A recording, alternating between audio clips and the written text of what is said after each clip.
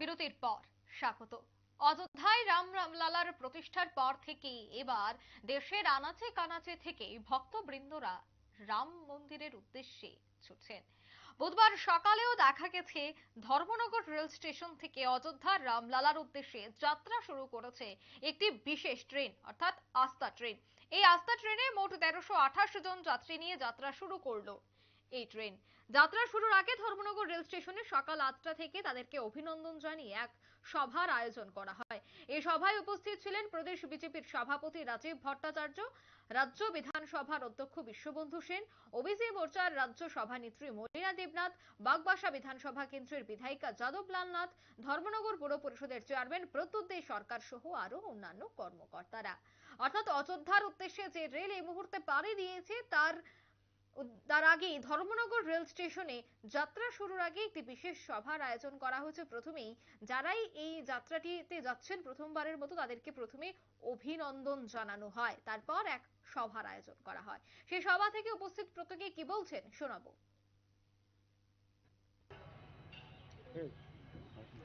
1600 খ্রিস্টাব্দে এরা দেশে মোগলরা প্রবেশ করেন। তো 1600 পরে আক্রমণ হতে হতে হতে হতে 17, 18, 19, 20, 21, 22, 23, 24 লড়াইটা শুরু হয়েছিল 500 বছর ধরে, যে এখানে রামের বিগ্রহ প্রতিষ্ঠিত ছিল, রাম পূজা হতো। ইতিহাসের মোগল সাম্রাজ্যের একজন রাজা বাবর এখানে ধ্বংস করে, এই রাম মন্দিরকে ধ্বংস করে এখানে মসজিদ তৈরি করেছেন, তাই সেটা নাম হয়েছিল বাবরি মসজিদ। সে লড়াই 500 বছর ধরে, ব্রিটিশ আমল পেরিয়ে ভারতের আমল পর্যন্ত। সর্বশেষে লড়াই আমরা জয়ী হতে পারলাম।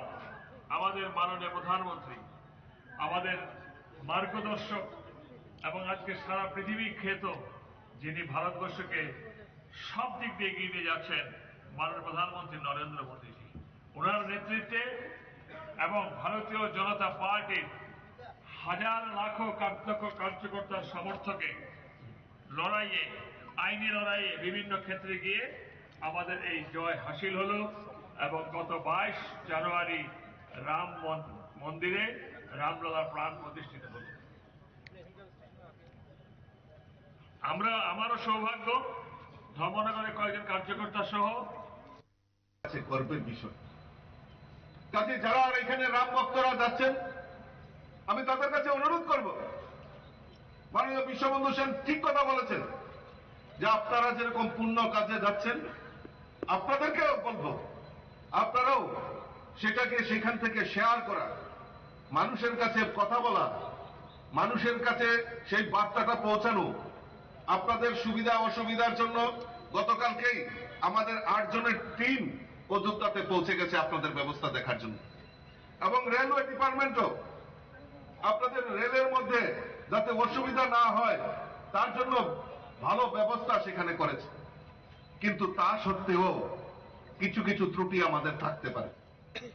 সেই ত্রুটিটা যখন আপনার সামনে আসবে তখন মোকাবেলা করবেন, আর ভগবান রামের ছবিটা চোখের সামনে রাখবেন, দেখবেন সমস্ত সমস্যার সমাধান আমাদের শ্রীরাম আপনাদেরকে করে দেবে। বন্ধুগণ, আমি আলোচনা দীর্ঘায়িত করছি না, কারণ ট্রেন অনেক অপেক্ষা করছেন। আপনারা শুনলেন বিশ্ববন্ধু সেন এবং রাজীব ভট্টাচার্যের বক্তব্য।